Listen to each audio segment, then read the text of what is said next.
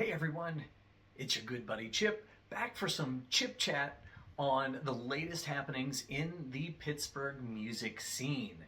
Now, we have just entered here the kind of music contest phase of the year in the Pittsburgh music scene. And there's a lot of music related contests out there.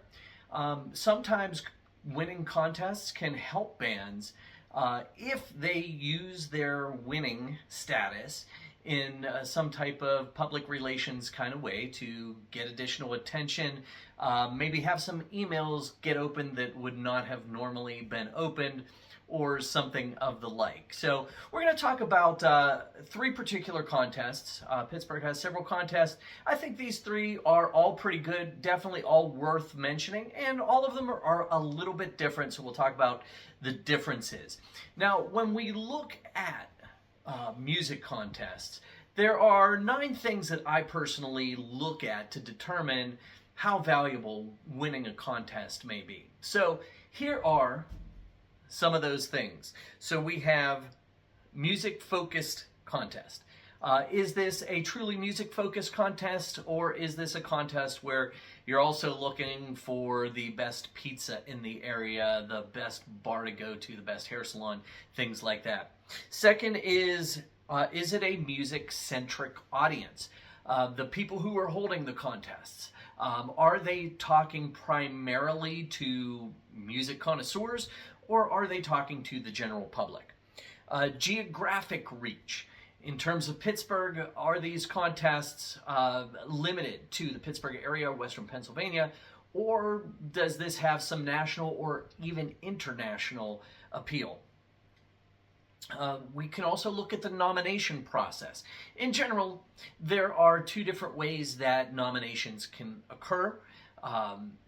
There's fan-based nominations and there's curated nominations, where a professional curator or a group of curators will collaborate to end up with the nominees that the fans can vote on. I personally have a preference for fan-nominated, but there's certainly nothing wrong with curated nominations, and some people may prefer it. This is my channel, so it's my opinion, but take it for what it's worth. A sample of music. Are samples of music available for people to listen to, voters to listen to, before casting their ballot, or are they just going based on name recognition of the artists, which would already exist at the time they get to the ballot? Voting limits. Are there voting limits? You know, how likely is it that this is a ballot box stuffing exercise rather than a more limited approach to voting on the artists? What are the prizes? Is there an archive of the winners? Can we go back in time and see who won, the best band in 2011 or not? And then finally, the vetting that happens. Are things beyond the scope of the contest included just because they're voted on, or is there some type of vetting of the winners or the nominees? We'll take a look at all of these. So again, this is just my opinion. Please, don't get offended if there's something you disagree with. We can all have our opinions. It's all good. The point of this is to shine light on bands, shine light on these great contests that are available to us, and not to get caught up in the details where we may disagree.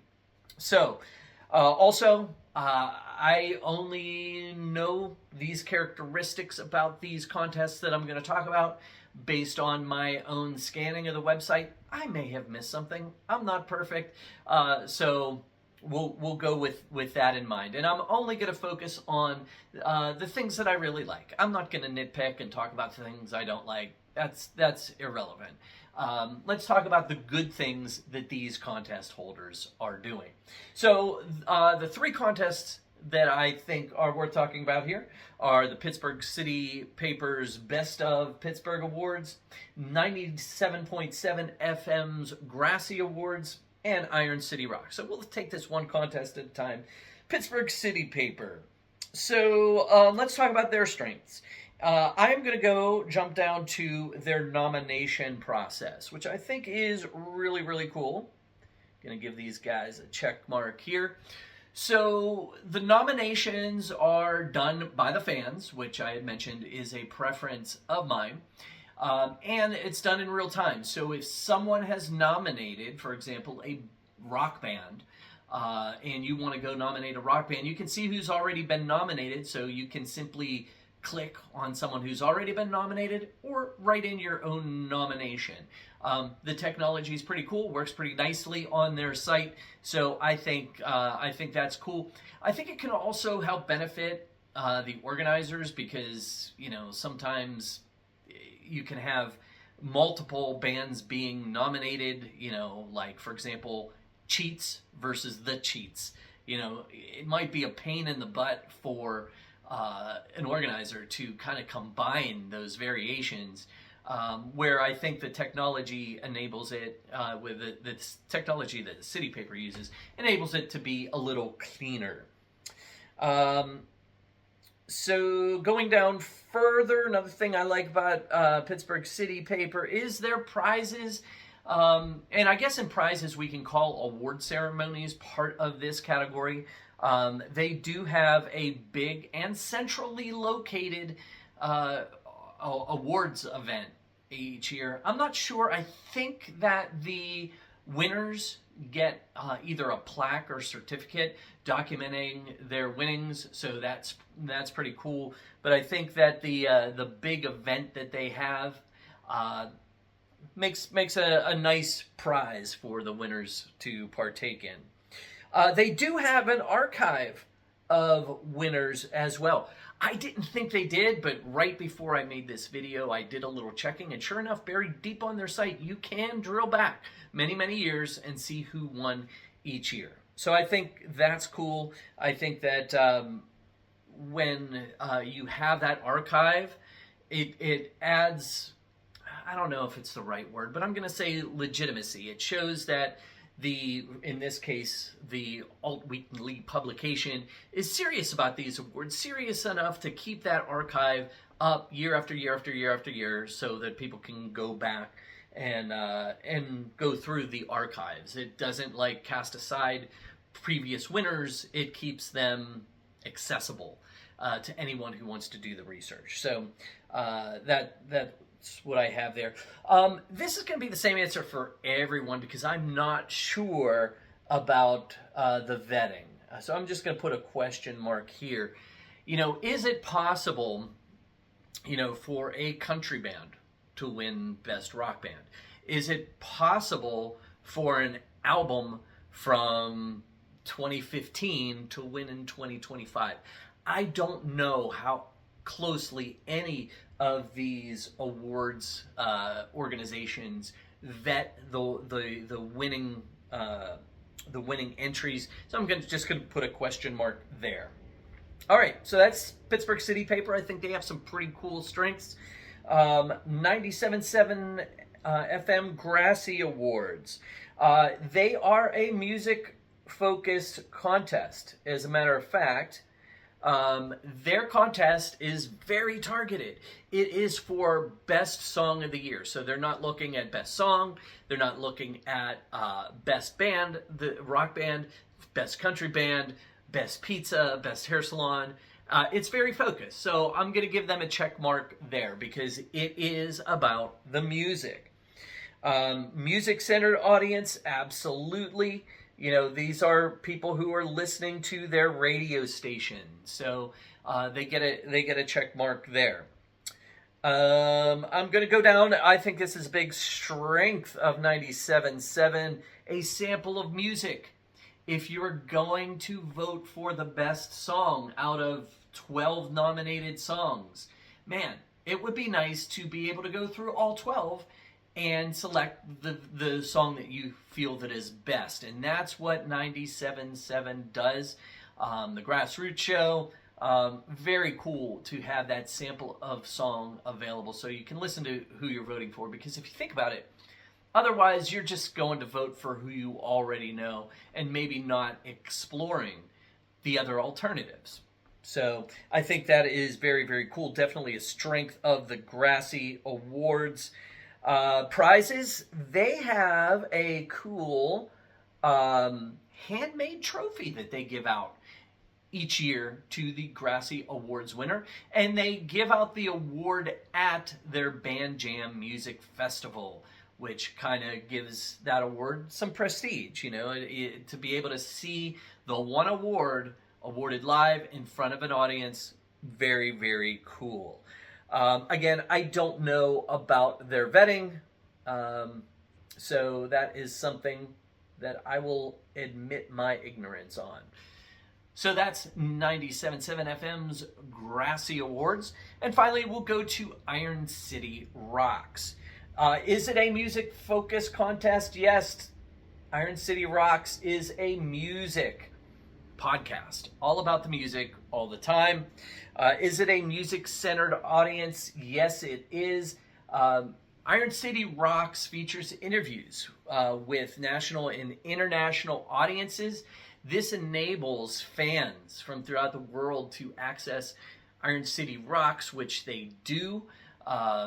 It's not unusual to see an interview on Iron City Rocks quoted on blabbermouth.net. So they do have a music audience that pays attention to them. And that also leans into the geographic reach. They are not, you know, a local publication, local radio station, local podcast. They are a podcast that does reach an international audience. The nomination process is fan-driven. They do not nominate anyone on their own. They leave it to the fans, and whoever gets the nominations goes into the voting round. Continuing down, they do have voting limits. I am a fan of voting limits. Again, this is a subjective thing, purely my opinion, not fact. Not saying that any one is better than the other, just my personal preference. I like that Iron City Rocks has one vote per email address, and if you try to stuff the ballot box, your votes get deleted. Others may allow for voting once per day. Personally, as an artist, I don't like to bug my fans to vote. I like to give my fans value. Here's music. Listen to music. Enjoy it. You know, see if you relate to it. Make it part of your life, your enjoyment. So I am more of a giver rather than an asker. However, I do ask for votes in the Iron City Rocks Awards, and I like that I don't have to bug people to vote daily. I think that's a hardship for people. It's a lot to ask for people to vote day after day after day after day after day. Where with Iron City Rocks, they vote once and they're done. That being said, if you have fans that are motivated by your music and love you as an artist, they probably don't mind voting every day. Again, just a personal preference here. Prizes. Iron City Rocks does have a digital kind of like award that you can post online. So that is definitely something. They have the strength of archiving their winners on their website going back many, many years. And again, I don't know how closely they vet their winners, so they get a question mark there. So all of these contests, I think, are worth pursuing. I think the winners deserve to feel good about winning any and all of these contests. I applaud all three of these organizations for putting forth the effort. Let's be real about it. It is effort to put something like this out there, make it available, invest the resources to make it happen. I applaud them for doing that. I think they're all worthy organizations, and I think we as a city can rally behind these organizations that try to promote and elevate Pittsburgh music. So what do you think? Do you agree with these things? Did you learn anything? Do you disagree with anything that you want to take me to task for? It's all cool. That's what the comment section's for. So go ahead. Let's hear your comments and vote in these contests. Iron City Rocks, I think, comes up end of the year for their nominations. Grassy Awards, I think, here as of the end of July are still in the voting process. And the Pittsburgh City Paper, I believe, just finished their nomination process here in July, and will have voting in August. So please do pay attention to them, and I'll see you on another video real soon.